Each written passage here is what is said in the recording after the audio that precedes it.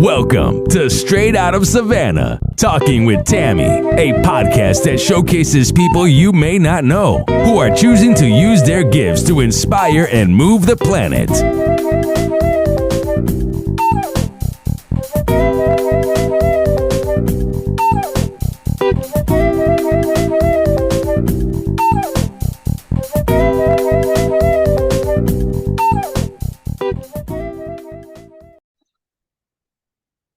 Thank you so much for joining us on Straight Out of Savannah. I am super excited. My guest, Susan Lewis, is here. She's going to tell you all about her, what she does, who she is, and we're going to roll with it. So, Susan, take it away. All right. Thank you so much, Tammi. I appreciate it. So I am Susan Lewis. I am a former special education teacher who taught in the classroom for many years. I was a teacher turned leader coach. And in that transition of leaving the classroom with children into working with adults, it was not a smooth one. And so as I moved into working with adults, I became really passionate about really elevating my skills as a leader and a coach and a teacher of adults. And so that has really propelled me on my journey the past 14 years, where I have been working, teaching adults at the university level, at the Department of Education, working with teachers across many states, and really, really supporting, elevating practices. And so my journey of really wanting to elevate my own coaching skills has really been something that I've become incredibly passionate about. Yes. And I consider myself a coach of coaches. Nice. Because they need coaches. They do. And that's one of the things, because I will tell you, when I was a coach working at the Department of Education, I felt really alone. Yeah. Because here I was at this almost like kind of a pinnacle space, I think, within education. It's like you're a teacher and then an administrator, and now I work for the state. Like, ooh. Yeah, I mean, it was kind of this like, you've arrived moment. And then I got there and I was like, I don't know what I'm doing. Right. I need some help. I did. And I struggled. I did not have the help that I really needed at the time. And so one of the things that I have always kept in the back of my head as I'm working with other coaches is I always put myself back in those early shoes. Oh, yeah. To say, what did that feel like? Because I've made a lot of growth since then. And so sometimes we forget what that feels like. Yes. And so I really try to practice putting myself back in those shoes to really, again, just acknowledge where did it all start? And what were those things that I really needed in the beginning that I didn't have and I wish I had had? I'm actually working with a new coach right now. And it's a great process. It's putting me right back through the steps of, like I do so much of this stuff unconsciously now. It's just like built into me. Yes. Making me really articulate and practice going through those really kind of early phases and stages of coaching. So it's been a really fun process. Yeah, because you actually can you can see the path because you've already walked it, and you can, be that observer for the other people that you're working with. I think that's perfect, So let's talk about through the pandemic. How did that start to change your life? Oh, so that was a big transition in my life. So I was in the middle of a PhD program where I was finishing up coursework, heading into what we call comprehensive exams in preparation for my dissertation. And I was teaching teaching at the university at the time as well, and also doing some other contract work and some coaching. But in that transition that I was doing, we started working from home, which that was also really hard for me at first because I was not used to working from home. It actually turned out to be a really big blessing in disguise for our family because my father is older and has some health complications. So me being home with him, he lives with me. And so that was a real blessing, which at the time I didn't see it as a blessing. Right. because I had to learn how to work from home. Like that was a whole new skill set, actually. I think a lot of us had to figure out. Yes. And so I've nailed that. I've got that down. And I really like it. But one of the things that I found also was I was struggling a lot with my mental health at the time because of some of the challenges I was having in my PhD program. Yes. There was some real toxic energy, some just negative things that were really happening. And so it really prompted me to do some internal work around, Yes. and also getting support. I did get some counseling during that time as well, Yes. because I noticed I was turning to not so healthy coping mechanisms. Like Yes. drinking was one. My alcohol consumption definitely increased after Yes. COVID hit, I will say. And it's one of those things. I recently just posted. I've actually been a year sober at this point. And Yes. it's interesting to say that because I would not have been classified as an like, or Right. Yeah. I got as you. an alcoholic by any means, but I definitely was starting to see like the negative effects of it. There was Yes. more cons than pros, right? Yeah. Yeah. And so that was an interesting experience, but it really prompted me on the spiritual journey that I'm on too, of really going inward and really analyzing myself, Yes. understanding my past trauma, which I honestly Yes. I didn't resonate really with trauma, which is so interesting because I I had a wonderful childhood. had two incredible parents, very loving, very affectionate, very supportive. I grew up in a middle class home. Like when I think about I think like I had a very picture perfect kind of life. Mm-hmm. But even within that space, what I've discovered is I also had trauma, right? And trauma looks different from person to person. Yes, it does. And my trauma is no better or worse than anybody else's trauma. We get to define our own trauma, right? Yeah. And so that was a really eye-opening process. And I'm still uncovering all of this, Oh, right? yes. Yes. But that also really prompted me in really thinking about my coaching. Like, Yeah. how does my trauma impact my work? Yes. Right? It's not just about the personal side, but also how all of this, because people like to spout, keep work at work and home at home. Yeah. Bullshit. You cannot You compartmentalize. can't. You Mhm. can't. And if you're Yeah. doing that, it's very unhealthy. Exactly. I was gonna say it's gonna blow up in your face is what it's It gonna do. is. It Mhm. is. And you're right. It's just a ticking time bomb, I think. Yeah. And so I really started to see how those things blend and kind of overlap into each other. Mm-hmm.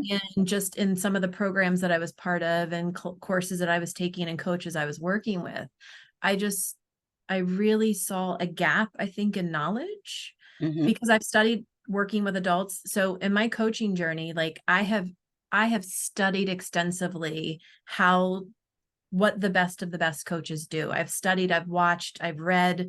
Yes. I am a perpetual student. Yes. And in that process, there are so many nuances to it. Yes. And I found that I feel like in the coaching space globally, kind of thinking across disciplines, not just in education, but in the spiritual realm, in, health and wellness and business marketing, that first of all, coaching is unregulated, Right. but also that people are getting like basic skills of like how to ask coaching questions, how to set goals with clients, but how does your trauma show up in a relationship with your client? Yes. What happens when your client says something that triggers your trauma Yes. Because or that vice happens. versa, Yes. right? Yes. Coaches are opening wounds with clients and then just sending them on their way. Like, yeah. And so I personally have been witness to some of this, and also have had many friends that I've met over the past few years just share really kind of horrid experiences Yes. with coaches. Mm-hmm. And it really has propelled my heart to want to ensure that we have a standard of quality that consumers know what to look for, but Yes. also B, as coaches, that you're willing to look inward and say, what kind of work do I need to do to up level my skills? That part. Yes. Yeah. Yeah. And that's so important. Yeah. Yeah. And so that's really kind of the space that I am really and very heart-centered from is I also don't put myself above any coach. I just want to be very explicit about that. Is that I'm no better than anyone else. I have learned a lot of lessons along the way. Yes. And I joke about it. Like when I first started coaching, I sucked at it. I was not very good. I had people literally, and so I also had a different experience too of like, I was being told to go into teachers' classrooms to coach them. It wasn't like they were asking me like, hey, Susan, come coach me. So that has a different feel, and that's a different perspective. But I literally got locked out of classrooms. I'm not even kidding. There were teachers who were like, yeah, no, I don't need you around here. Like, and just would not let me in their classrooms. I can hear him now. Wait, what are you doing? No. Get out. Yeah. I mean, it was, and some of them just would flat out like refuse to talk to me, but I can reflect on it now. And I recognize where my errors were, the judgments that I had around what I thought they should be doing versus asking them, well, what do you think you should be doing? And how could you do it? It may not need to look the way that I think it should look. Exactly. I didn't take culture into account. Yeah. Right. And that's huge. That is enormous, right? In the way that our beliefs, our values, the way we communicate, the way we take information in. And so I recognize that I was a very blind coach for a long time, but I also had enough wherewithal that I recognized I wasn't getting the results that I wanted for the teachers that I worked with. And because I did it from a very heart-centered space, even back then, I genuinely wanted to help. But you just didn't know. But I didn't know what I was doing sometimes was actually more like harmful than actually helpful. Because you were winging it.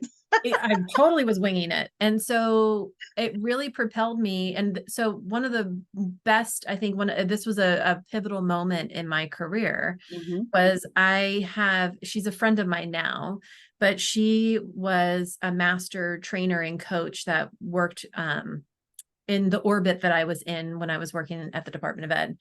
And I went to one of her trainings and literally just was like, oh my God. It was like it was like I was transcended like into a different time and space. And it was just like this incredibly, like I can recognize now it was a spiritual experience. Yeah. And I was just like, how? And people are crying. And she's training on topics that I was teaching on too. Like it was nothing different than what I was talking about. But she did so it wasn't new. Such a different way and such a different approach. Yeah. And it was so powerful. And it pierced people to their core. I just remember thinking like, oh my gosh, like I want to know how to do that.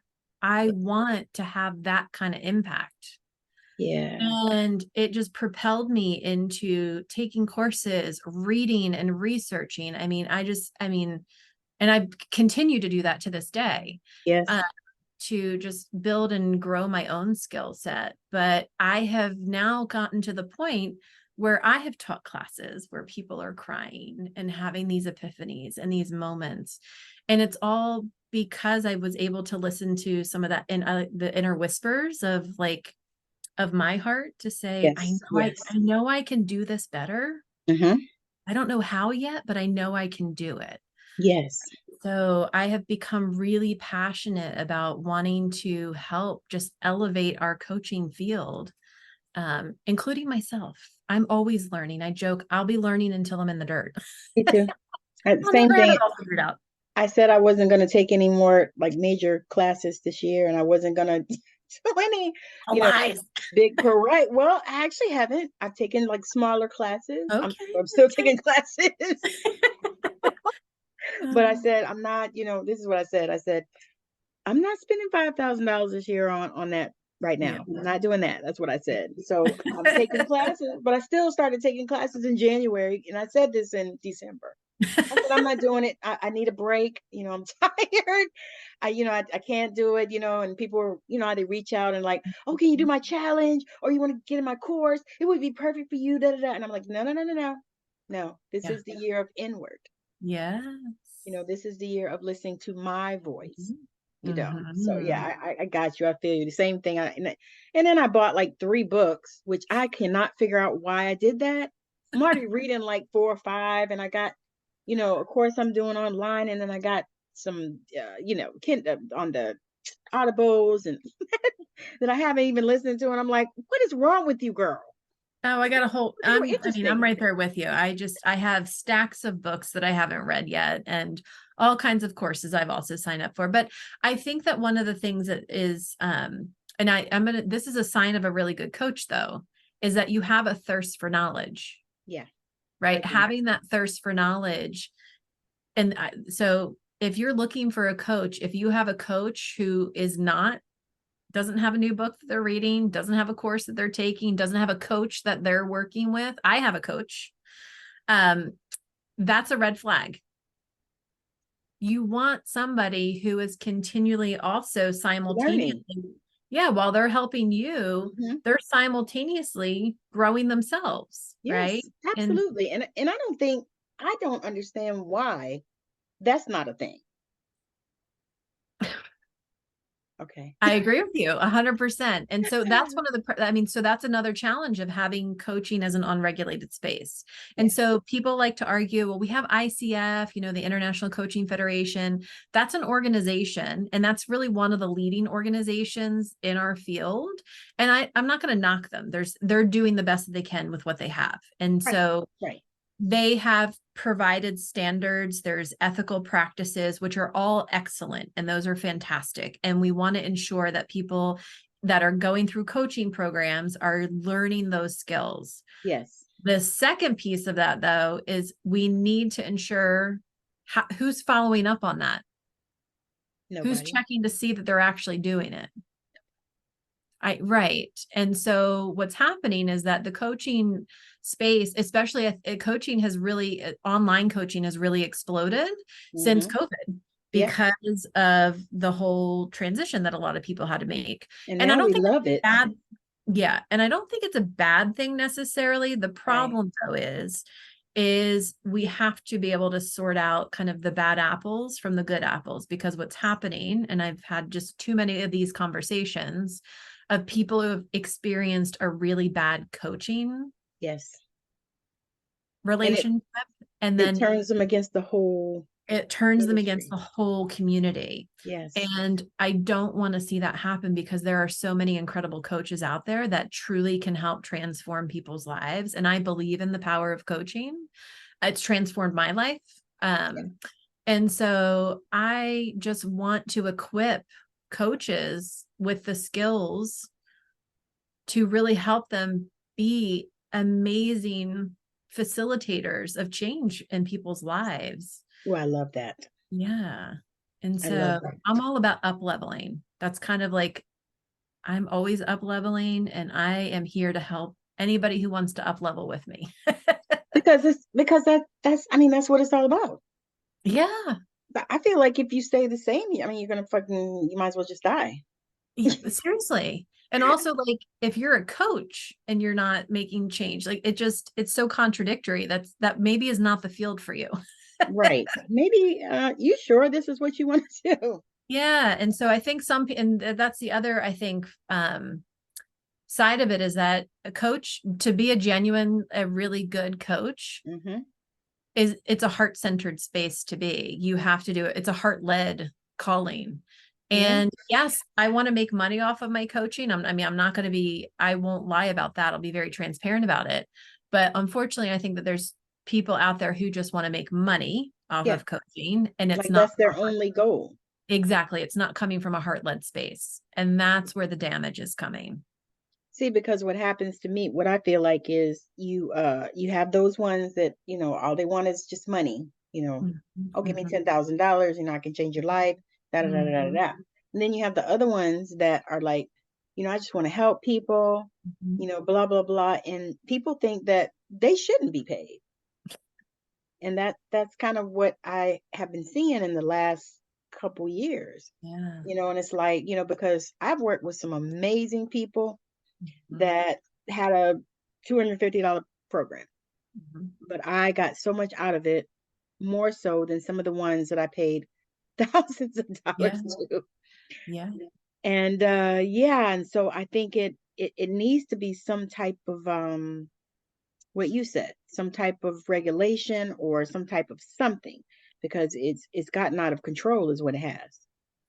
I mean, And I see posts about it all the time. Yeah. And so ICF, like they have a procedure where you can report bad coaches, but they, number one, have to be an ICF certified coach. And so there's lots of people who are not ICF certified. No. And you can get certifications in lots of different places, and certification here where I live near Philadelphia versus where you live in Washington, those certifications, it's comparing apples to oranges. It's not always giving the same information, right? Right. And so there needs to be better regulation, I think, of it. And so this is also the whole conversation of, is coaching a profession? Right. Because when you think about what a profession is, we think about like to become a lawyer, a doctor, a teacher. There are state and national exams that need to be taken. There are continuing education courses and credits that you have to take that have to be accredited and approved organizations, right? Or institutes of higher education. And so in order for us to make it a profession, there's some work that we need to do around that. Absolutely. Absolutely. I really cannot agree with you more. Oh my goodness. But I do believe that, what your mission is going to actually help to elevate, because I feel like you are a coach's coach. Yes. That's kind of what I'm getting from you. And I'm like, that is so necessary because, and then a lot of times people don't, they don't know what they don't know. Ding, ding, And ding. it's like, you don't know because you don't know. Exactly. And it's something, it's almost like, okay, so like in nursing, we say that nurses eat their young. Why do you say that? Because when the young nurses come in, the old nurses, sometimes they terrorize them so bad that they don't want to nurse no more. Okay. Yeah. Because when they come in, they can't know everything. You just got out of school. Yeah. You had teachers. Yep. Right. You haven't had, 20 patients at a time. You only took care of 4 or 3 or 1. So you don't even know how to organize. Yeah. And instead of, trying to help them and teach them, they almost, to me, it's almost like they just throw them out there. Yeah. And I felt fortunate when I started because I started on a floor where almost all of us were new. We were almost all new graduates. And we had a couple of nurses that have been nursing a few years. One of them, she was like a psychologist or something, decided to go to nursing school. Oh. Yeah. And I loved her, Brenda. She was so sweet. And so they worked with us and taught us and helped us and everything. So I didn't have that experience, but I've seen it. Yes. And I used to try never to be that person, but I saw it. I was like, they eat their young. Yeah. Some of those young girls will go home crying because of something some of those old broads, told them. And I'm like, this is awful. You can't do this. These are kids, or even, even if they weren't kids, they're still young in the field. Yeah. So, yeah. And what I totally relate that to education. I think that's very similar. We see that with new teachers coming in with, lack of experience of knowing how to manage classroom behaviors, all kinds of things. But on the flip side of it, and I'm wondering if this is true for the nursing also, is veteran teachers were actually sometimes the hardest to coach because they're like, I've been doing this for 20 years. And I was also young at the time. They're like, I got kids older than you. Like, why am I going to listen to you? Absolutely. Yeah. And so I think that we have kind of those two different groups of like, you don't know what you don't know just because of lack of experience or you haven't been exposed. Right. And then you also have people who have been doing it the same way for a very long time and are not open to Ooh, learning new and better ways. And and that is also, I think no, that's worse. I think about it when we started changing over from paper to computers. Yeah. Girl, Oh, those old mm, nurses were, oh my God, girl, you'd have thought that, somebody was killing their firstborn. yeah. That's Mhm. that's how they were. It's like, oh, I don't know how to use a computer. Ah. And the systems are so simple. You know what I mean? Those systems are so simple. I mean, a child could operate them, Yeah. really. Yeah. But they bucked that thing, and we had that. And then when they started, well, back east, they started going from 8 hours to 12 hours. Hmm. Hmm. Girl, those old nurses, they love working 5 days a week. And us young people were like, yeah, we like 3 days a week, three Yeah. 12, we're good. But they Yeah. were like, nah, that's too long of a day, and blah, blah, blah, blah, blah. But girl, they would be over 2 and 3 hours of overtime anyway. So what difference does it make? You know what I mean? You might as well just Yeah. do 3 days of that. But Yeah. yeah, it's almost like they resist change so hard, And the the older change ones. process is such an interesting, and again, as a coach, I've studied extensively the change process and the psychology behind it. And I think that those couple of examples that you just gave are really important also to think about is change can be intrinsically motivated versus extrinsically motivated. And so those Yes. external changes, I always talk about self-imposed versus, other imposed. Yes. Same thing for teachers, here's a new curriculum that you have to use. And it's like, wait a minute, I liked what we used last year. I don't want to change. Right. And Right. so as a coach, that can be really challenging when you are working with people who are dealing with maybe, they're coming to you for life coaching and they're like, all my schedule at work just changed and it's really frustrating to me and they're really stuck on it. Mm-hmm. And so that's a really important piece to also recognize, not only for your clients, but everything that I do in my teaching with coaches and all the coaching I do with coaches, first me, then you is my catchphrase for everything. First me, then you. Yeah. I need to know how to do these things first before I can coach anybody else how to do it. Yeah. Because how And could you? so exactly. And so I need to, and I've done a lot of self-analysis around, well, how do I approach change? Right? Like how did I handle external? How do I handle, those Yes. other oriented changes that come into my life when Yes. a schedule conflict happens with my ex or, a change of meeting that has to happen with somebody else. Yeah. And so the way that I handle change is going to influence the way I coach somebody through change. Because Because you're seeing it through your lens. exactly, we operate from our own level of understanding. Yes. Right. Yeah. And one of the things that we really have to learn to do as coaches is be able to lift up off of our own level, that's our lens, that's what we see through, but being able to be open to seeing other perspectives is such a really critical piece to this. And I don't know if we talked about this already or earlier, but for me, one of my biggest kind of eye-opening moments for that was when I really started to understand the influence of culture in those Yes. relationships and in those coaching relationships. Because again, I didn't know what I didn't know. And then when I really started to realize and learn and educate myself, I was like, wow, I'm actually causing sometimes more harm than good just because of a misunderstanding, a miscommunication, unintentional, Yeah. but I was operating through my own lens of understanding and I wasn't willing to see the other person's perspective. Yes. That is huge. Yeah. That's huge. And that really is what is happening with the coaching industry. It's like, you have to be willing to look, from all the lenses, Mhm. and it's distressing. Yeah. Yeah. There's no one right way. And I think that too many, and I also think coaching programs have been overlapped with teaching programs Yes. that, and I don't have a problem with teaching and coaching going together, but I think you need to properly advertise that. And also Yes.